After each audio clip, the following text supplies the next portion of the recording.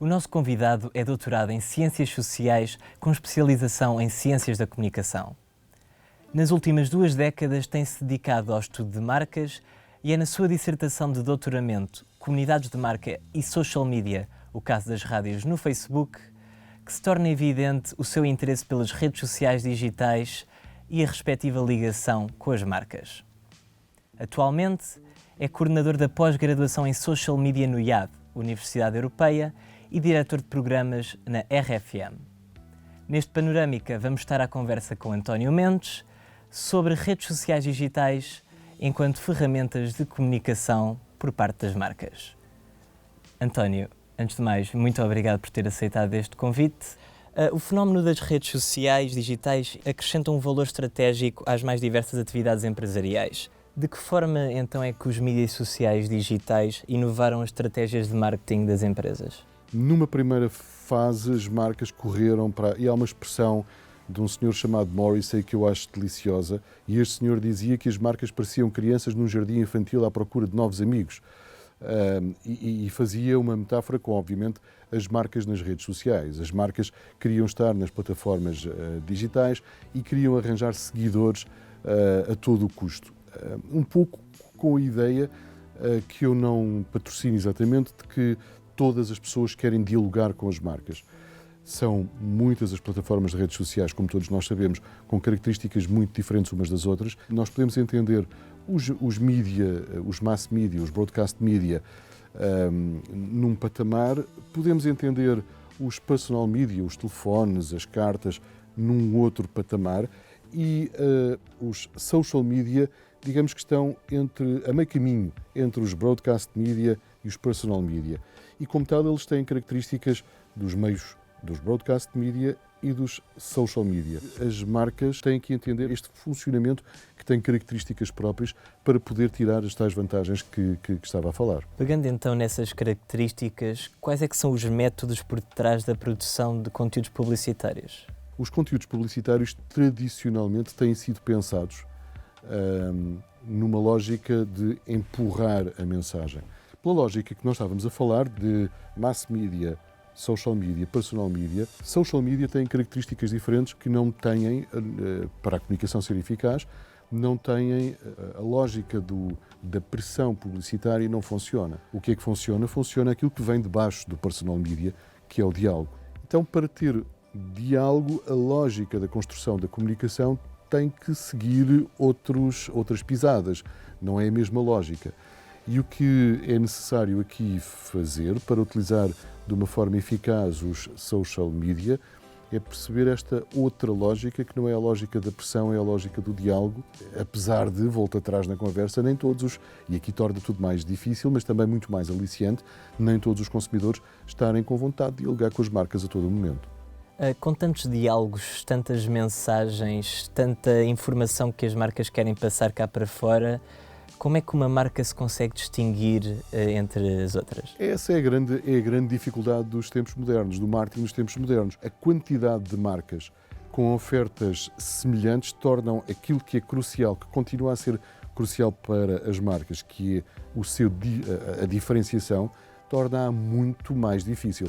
Veja, por exemplo, nos automóveis. Nós saímos aqui fora, olhamos para o parque automóvel e quantos carros têm um design verdadeiramente diferenciado? Porque hoje, por um lado, temos muito mais concorrentes, não é? Temos muito mais marcas a oferecer coisas que são muito semelhantes.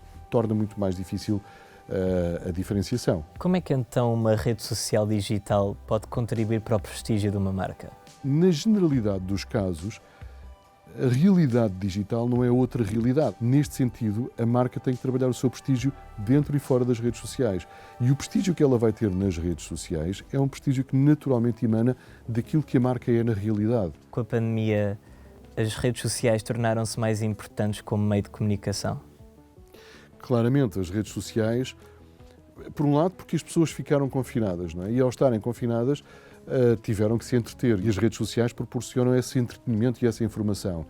Claramente, por exemplo, no caso da RFM, nós passámos a utilizar as redes sociais para fazer, por exemplo, live stream de vários programas, que era uma coisa que nós fazíamos pouco. Passámos a utilizar as redes sociais para contactar muito mais proximamente e interagir muito mais proximamente com os nossos ouvintes. Mas isso teve a ver justamente com o facto das pessoas estarem fechadas. Elas estavam confinadas, fechadas.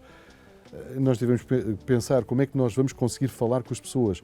Bom, e as redes sociais aqui tornaram-se um aliado ainda mais interessante para nós. Com toda esta evolução de novo surgimento de mais redes sociais e um constante desenvolvimento da inteligência artificial, poderá a mesma tornar-se uma ameaça para a profissão de marketeer? Eu creio que uma ameaça não vai tornar-se, porque o marketing que nós temos hoje não é o marketing de há 10 anos, nem é o marketing de há 20 anos. A lógica de marketing é a mesma, mas nestes anos todos o que nós temos assistido é uma evolução do conceito de marketing. E, portanto, toda esta revolução digital não creio que seja uma ameaça para o profissional de marketing, ela é um desafio para os profissionais de marketing, no sentido de poder entender, olha, como é que nós conseguimos fazer para diferenciar as nossas marcas numa era em que existe tanta marca a fazer a mesma coisa. Pegando no que disse há bocado em relação às rádios, a suspensão das redes sociais digitais hoje representaria um retrocesso na maneira de fazer e publicitar rádio? Claro que sim. Repare que hoje acontece uma coisa muito interessante, que é a pessoa dizer: eu conheço a sua cara, você é da rádio. É uma coisa que acontece muito pelo digital e claramente os sites das rádios, mas muito as redes sociais. Elas são um ativo muito interessante naquilo que se chama de uma radiomorfose, uma metamorfose da rádio nestes últimos 10, 15 anos. Hoje em dia pensamos na música e no vídeo e onde vamos divulgar o vídeo. E isso faz de nós produtores de conteúdo, produtores de rádio, obviamente, mas de conteúdos transmídia, que transbordam a rádio tradicional e chegam aos nossos públicos, que contactam connosco através da rádio, mas também muito através das redes sociais. Como é que vê o futuro da rádio e o seu desenvolvimento com o aparecimento de mais redes e mais pessoas presentes nas mesmas? Qual é o próximo passo? O que eu sei é que nós andamos sempre atentos, nós estamos sempre muito atentos, e repare que nesta coisa da rádio estamos não só muito atentos, como também muito gratos pelo sucesso que a rádio tem. Os valores de penetração da rádio são fortíssimos e estáveis. E isto tem muito a ver com esta forte ligação e adaptação que a rádio tem tido ao longo destas últimas décadas. Agora, para responder à sua pergunta, como é que nós vamos estar daqui a 5 anos? Eu gostava muito de saber.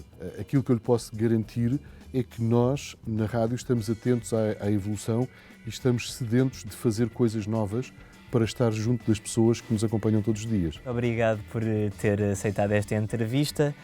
Foi então mais um Panorâmica onde percebemos um pouco mais sobre meios digitais na comunicação.